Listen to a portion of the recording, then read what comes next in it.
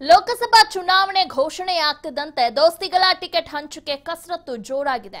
ದೆಹಲಿಯಲ್ಲಿ ನಡೆದ screening committee ಸಭೆಯಲ್ಲಿ ಹಲವು ಕ್ಷೇತ್ರಗಳ ಅಭ್ಯರ್ಥಿ ಬಗ್ಗೆ ಚರ್ಚೆ ನಡೆಸಿದ್ದಾರೆ. ಆದರೆ ಕೆಲವೊಂದು ಹೈ ವೋಲ್ಟೇಜ್ ಲೋಕಸಭಾ ಕ್ಷೇತ್ರಗಳಲ್ಲಿ ಭಾರಿ ಪೈಪೋಟಿ ನಡೆಯಲಿದೆ. ಹಾಗಾದ್ರೆ ಆ ಹೈ ವೋಲ್ಟೇಜ್ಗಳು ಯಾವ್ಯಾವು, ಯಾರ ಮಧ್ಯೆ ಪೈಪೋಟಿ ನಡೆಯಬಹುದು ಅನ್ನೋದನ್ನ ನೋಡೋದಾದ್ರೆ ಸಂಭಾವ್ಯ ಅಭ್ಯರ್ಥಿಗಳ ಜುದ್ದಾಜುದ್ದಿ ಪಟ್ಟಿ ನೋಡೋಣ ಬನ್ನಿ. ಮಂಡ್ಯ ಲೋಕಸಭಾ ಕ್ಷೇತ್ರದಿಂದ ಮೊದಲನೇದಾಗಿ ಸುಮಲತಾ ಮತ್ತು ನಿಖಿಲ್ ಕುಮಾರಸ್ವಾಮಿ ಒಂದು ಟಫ್ ಫೈಟ್ ನಿರ್ಮಾಣವಾಗಿದೆ.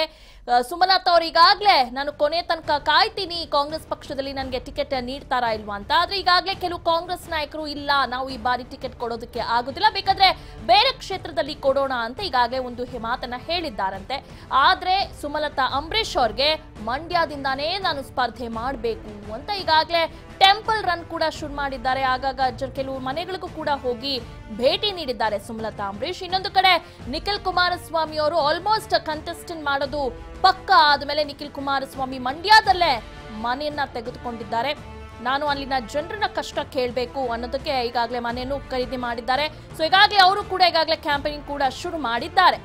ಇನ್ನು ಶಿವಮೊಗ್ಗ ಕ್ಷೇತ್ರದಲ್ಲಿ ನೋಡೋದಾದ್ರೆ ಜುದ್ದಾಜುದ್ದಿ ಫೈಟ್ ಇದೆ. BY Raghavendra versus Madhu Bangarappa. ಇಲ್ಲಿ ಈಗಾಗಲೇ ಈ ಹಿಂದೆನೂ ಕೂಡ BY ರಾಘವೇಂದ್ರ ವರ್ಸಸ್ ಮಧು ಬಂಗಾರಪ್ಪ ಮೊನ್ನೆ ಉಪಚುನಾವಣೆಯಲ್ಲಿ ಸ್ಪರ್ಧೆ ಮಾಡಿದ್ರು. ಆ ಸಂದರ್ಭದಲ್ಲಿ ಒಂದು ಟಫ್ ಫೈಟ್ ಇವರಿಬ್ಬರ ಮಧ್ಯೆ ನಿರ್ಮಾಣವಾಗಿತ್ತು. ಸೊ ಹೀಗಾಗಿ ಲೋಕಸಭಾ ಚುನಾವಣೆಯಲ್ಲಿ ಮತ್ತೊಮ್ಮೆ ಆ ಟಫ್ ಫೈಟ್ ಕೊಡೋದಿಕ್ಕೆ ಆಲ್ಮೋಸ್ಟ್ ಅಖಾಡ ರೆಡಿ ಆಗಿದೆ ಅಂತಾನೆ ಹೇಳಬಹುದು.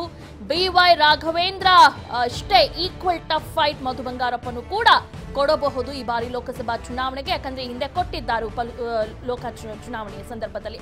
ಇನ್ನು ಕಲಬುರಗಿಯಲ್ಲಿ ಮಲ್ಲಿಕಾರ್ಜುನ ಖರ್ಗೆ ಮತ್ತು ಡಾಕ್ಟರ್ ಉಮೇಶ್ ಜಾಧವ್ ಈಗಾಗಲೇ ಮಲ್ಲಿಕಾರ್ಜುನ ಖರ್ಗೆ ಅವರು 11 ಬಾರಿ ಗೆದ್ದಿದ್ದಾರೆ.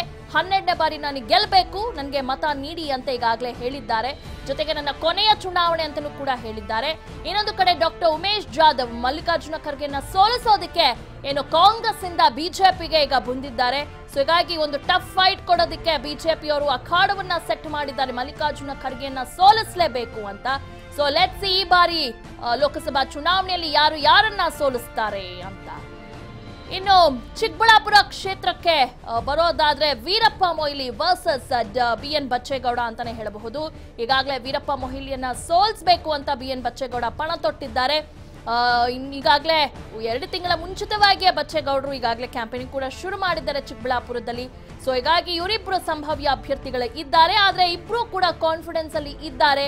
ಈ ಬಾರಿ ಲೋಕಸಭಾ ಚುನಾವಣೆಯಲ್ಲಿ ನಮಗೆ ಟಿಕೆಟ್ ಸಿಗುತ್ತೆ, ನಾನು 100% ವೀರಪ್ಪ ಮೊಯ್ಲಿಯನ್ನ ಸೋಲಿಸ್ತೀನಿ ಅಂತ ಈಗಾಗಲೇ BN ಬಚ್ಚೇಗೌಡ ಅವರು ಪಣ ತೊಟ್ಟಿದ್ದಾರೆ. ಇನ್ನು ಹಾಸನ ಸಂಭಾವ್ಯ ಹುಲಿಗಳು ನೋಡೋದಾದ್ರೆ ಪ್ರಜ್ವಲ್ ರೇವಣ್ಣ ಜೊತೆಗೆ ಎ ಮಂಜು ಇಬ್ರು ಕೂಡ ಟಫ್ ಕಂಟೆಸ್ಟೆಂಟ್ ಅಂತಾನೆ ಹೇಳ್ಬೋದು. ಈಗಾಗಲೇ ಎ ಮಂಜು ಅವರು ಕಾಂಗ್ರೆಸ್ ನಲ್ಲಿ ಇದ್ದಾರೆ, ಬಿಜೆಪಿಗೆ ಹೋಗ್ತಾರೆ ಅನ್ನೋ ಮಾತುಗಳೀಗ ಕೇಳಿ ಬರ್ತಾ ಇದೆ 2 ದಿನದಿಂದ. ಆದ್ರೆ ಈಗಾಗಲೇ ಸಿದ್ದರಾಮಯ್ಯ ಅವರು ಹೇಳಿದ್ದಾರೆ ಎ ಮಂಜು ಅವರು ಬಿಜೆಪಿಗೆ ಹೋಗೋದಿಲ್ಲ ಅಂತ.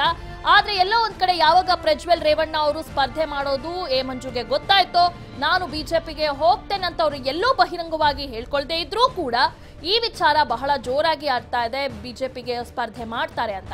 ಇನ್ನು ಕೆಲವರು ಬಿಜೆಪಿ ಮುಖಂಡರು ಅಂದ್ರೆ ಹಾಸನದ ಲೀಡರ್ಸ್, ಬಿಜೆಪಿ ಲೀಡರ್ಸ್ ಈಗಾಗಲೇ ಅಪೋಸ್ ಮಾಡಿದ್ದಾರೆ. ಎ ಮಂಜು ಬರೋದು ಬೇಡ, ಅವ್ರು ಈಗಾಗಲೇ ಹಲ್ಸಿದಾನ, ಅವರ ಪಕ್ಷಕ್ಕೆ ಅವರು ಬೇಡ ಅಂದ್ರೆ ನಮ್ಮ ಪಕ್ಷಕ್ಕೆ ನೀವು ಯಾಕೆ ಕರೆತರ್ತೀರಾ ಅಂತ. ಲೆಟ್ಸ್ ಸಿ ಮುಂದೆ ಏನಾಗುತ್ತೆ ಅಂತ.